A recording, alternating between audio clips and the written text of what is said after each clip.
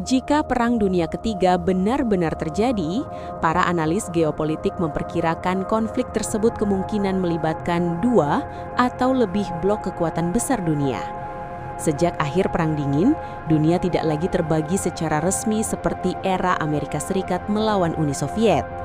Namun dalam praktiknya, aliansi militer dan kepentingan geopolitik masih membentuk blok yang dapat saling berhadapan dalam konflik global.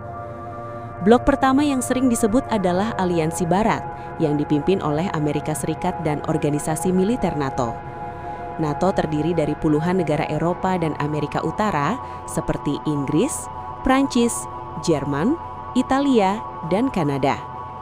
Aliansi ini memiliki kekuatan militer terbesar di dunia, dan sebagian anggotanya juga memiliki senjata nuklir. NATO didirikan untuk mempertahankan keamanan kolektif, yang berarti jika satu anggota diserang, maka seluruh anggota dapat ikut berperang. Di sisi lain terdapat kekuatan yang sering dianggap sebagai penyeimbang Barat, terutama Rusia dan China. Kedua negara ini memiliki kekuatan militer besar dan sering bekerja sama dalam berbagai forum internasional. Selain itu, beberapa negara lain seperti Iran, Korea Utara, atau bahkan beberapa negara di Asia Tengah dan Timur Tengah kadang dianggap berada dalam lingkaran pengaruh yang sama dalam konteks geopolitik. Para analis juga menyebut wilayah konflik potensial yang bisa memicu perang global, misalnya konflik di Eropa Timur, ketegangan di Laut Cina Selatan, konflik di Timur Tengah, atau konflik di Semenanjung Korea. Jika salah satu konflik tersebut melibatkan negara besar dan memicu perjanjian aliansi militer, maka perang regional dapat dengan cepat berubah menjadi konflik global yang melibatkan banyak negara. Dalam skenario seperti ini, banyak negara lain yang mungkin ikut terlibat secara tidak langsung, misalnya dengan memberikan bantuan militer, logistik, atau dukungan politik. Negara-negara di Asia, Afrika, dan Amerika Latin mungkin tidak langsung bertempur, tetapi dampak perang tetap akan terasa melalui ekonomi, perdagangan, dan keamanan global. Salah satu alasan mengapa Perang Dunia Ketiga sangat ditakuti adalah karena adanya senjata nuklir. Senjata ini memiliki daya hancur luar biasa dan mampu menghancurkan sebuah kota dalam hitungan detik. Hingga saat ini, hanya beberapa negara di dunia yang diketahui memiliki senjata nuklir.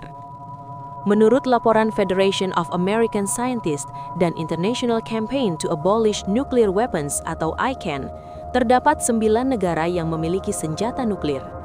Negara-negara tersebut adalah Rusia, Amerika Serikat, China, Prancis, Inggris, India, Pakistan, Israel, Korea Utara. Kesembilan negara ini secara kolektif memiliki sekitar 12.000 lebih hulu ledak nuklir, dengan sebagian besar dimiliki oleh Rusia dan Amerika Serikat. Kedua negara tersebut menguasai hampir 90% dari seluruh senjata nuklir dunia. Kompas Plus 1. Senjata nuklir biasanya dipasang pada berbagai sistem peluncur seperti rudal balistik antar benua (ICBM), kapal selam nuklir, atau pesawat pembom strategis. Sistem ini memungkinkan nuklir diluncurkan dari jarak ribuan kilometer dalam waktu sangat singkat. Selain negara yang memiliki nuklir secara langsung, beberapa negara lain juga menyimpan senjata nuklir milik sekutunya. Misalnya beberapa negara Eropa seperti Jerman, Italia, Belgia, dan Belanda diketahui menyimpan senjata nuklir milik Amerika Serikat sebagai bagian dari strategi pertahanan NATO. Kontan.co.id. Keberadaan senjata nuklir inilah yang membuat konflik global sangat berbahaya, karena jika satu negara menggunakan nuklir, maka negara lain kemungkinan akan membalas dengan senjata yang sama. Perbedaan utama antara Perang Dunia sebelumnya dengan potensi Perang Dunia modern adalah keberadaan senjata nuklir. Dalam Perang Dunia I dan II, kehancuran terjadi melalui perang konvensional. Namun, dalam konflik global modern, senjata nuklir dapat digunakan dalam hitungan menit. Dalam teori militer, ada konsep yang dikenal sebagai Mutual Assured Destruction atau MAD, atau kehancuran bersama yang terjamin. Konsep ini berarti, jika satu negara menggunakan nuklir, negara lain kemungkinan akan membalas dengan serangan nuklir juga. Akibatnya, kedua pihak bisa sama-sama hancur. Karena itu, banyak negara pemilik nuklir mengembangkan sistem pertahanan dan strategi pencegahan agar senjata tersebut tidak pernah digunakan. Mereka mempertahankan nuklir bukan hanya sebagai senjata, tetapi juga sebagai alat deterrence atau pencegah perang. Namun, para pakar keamanan internasional tetap memperingatkan bahwa risiko perang nuklir masih ada. Ketegangan geopolitik, kesalahan perhitungan militer, serangan cyber pada sistem pertahanan, atau konflik regional yang melibatkan negara nuklir dapat memicu eskalasi cepat menuju perang yang lebih besar.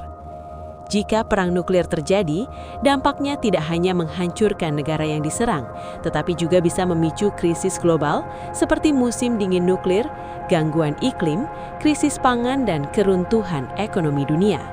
Oleh karena itu, banyak organisasi internasional seperti United Nations dan International Campaign to Abolish Nuclear Weapons terus mendorong perjanjian pelucutan senjata nuklir. Dengan kata lain, Perang Dunia Ketiga bukan hanya sekadar konflik antar negara, tetapi berpotensi menjadi bencana kemanusiaan terbesar dalam sejarah manusia.